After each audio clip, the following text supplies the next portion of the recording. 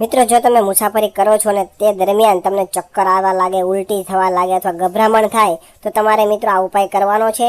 બધું સારું થઈ જવાનું છે. તમારે શું કરવાનું છે, તમારે જે બેન્ડેજ પટ્ટી હોય એ તમારે બેન્ડેજ એક લેવાની છે અને તમારે લેવાની છે વિક્સ. હવે મિત્રો, તમે જોઈ શકો છો કે આ વચ્ચેનો જે બેન્ડેજનો જે વચ્ચેનો દવાવાળો ભાગ હોય એના ઉપર તમારે થોડી એવી વિક્સ લગાવી દેવાની છે અને ત્યારબાદ આ પટ્ટી છે એને તમારે મિત્રો તમારા હાથના કાંડા ઉપર તમારે વિડીયોમાં જોઈ શકો છો તે રીતના લગાવી દેવાની છે.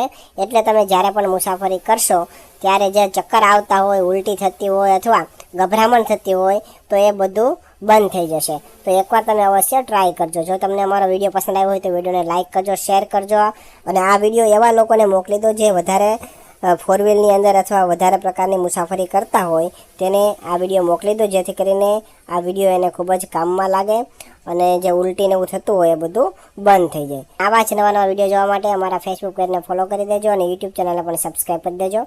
ધન્યવાદ.